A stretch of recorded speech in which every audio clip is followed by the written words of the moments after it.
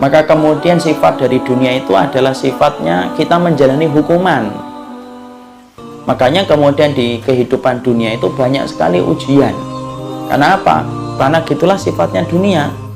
Makanya kalau ada orang yang bahagia tidak pernah maksimal dalam kehidupan dunia. Kenapa?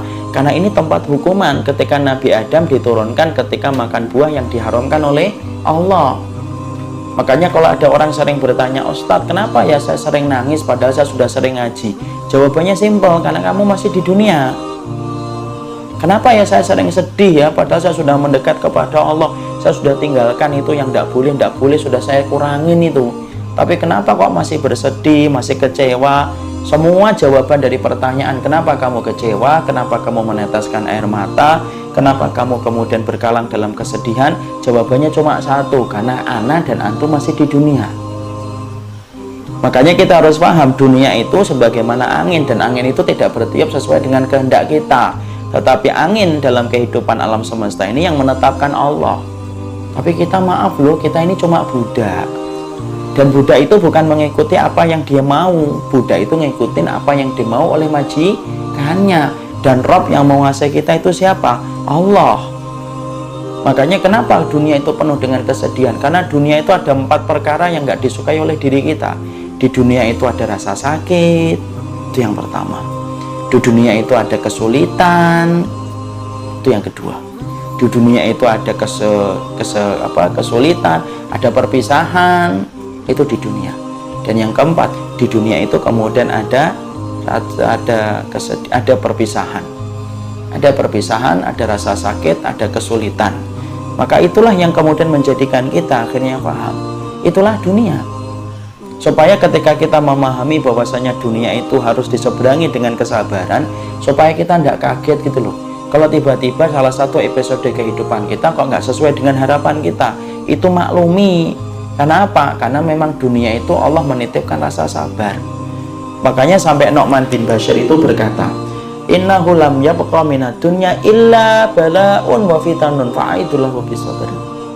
Makanya sampai Nu'man bin Bashir itu ngomong, nanti yang tersisa kalau kamu hidup itu cuma 2. Bala itu ujian, fitan itu fitnah-fitnah yang tidak pernah berhenti. Fa'idullahu bisabr, maka persiapkanlah dirimu untuk senantiasa bersabar. Dan semakin kita beriman, semakin kita ngikutin syariat, semakin kita akan terasa ujiannya. Kenapa? Dulunya kita anggap boleh-boleh saja, kemudian kita sudah mulai menganggap, loh ternyata ini tidak boleh toh. Ya, makanya kemudian perkara-perkara yang dulunya kita pandang boleh, tapi setelah kita beriman, dan semakin kita beriman, ternyata baru kita tahu yang dulunya boleh, ternyata tidak boleh. Makanya kemudian sampai-sampai Nabi mengatakan ad-dunya sijnul mu'min. Dunia itu penjara bagi orang yang beriman. Kenapa? Karena asalnya tidak boleh, karena asalnya boleh, akhirnya tidak boleh ketika kita paham ilmunya.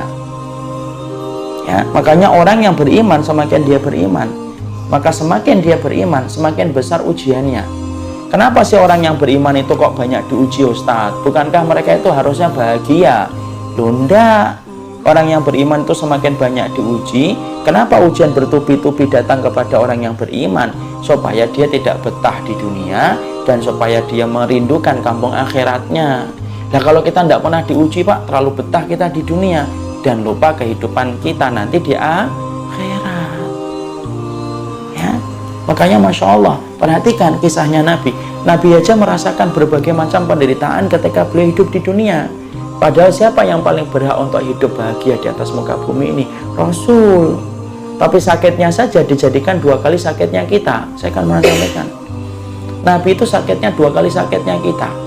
Makanya beliau itu pernah tersentuh itu kulitnya ketika demam. Kemudian sahabat yang menyontoh itu kemudian kaget. Kemudian berkata, ya Allah ya Rasul, tinggi banget ini humanya, tinggi banget ini demamnya. Kemudian Nabi menjawab, wa inni la'u'aku kama yu'aku bihi rajulaini minkum. Loh, saya ini kalau sakit 2 kali sakitnya kalian. Jadi kalau kita sakit 37 derajat panas kalikan 2, itulah sakit yang dirasakan oleh Nabi.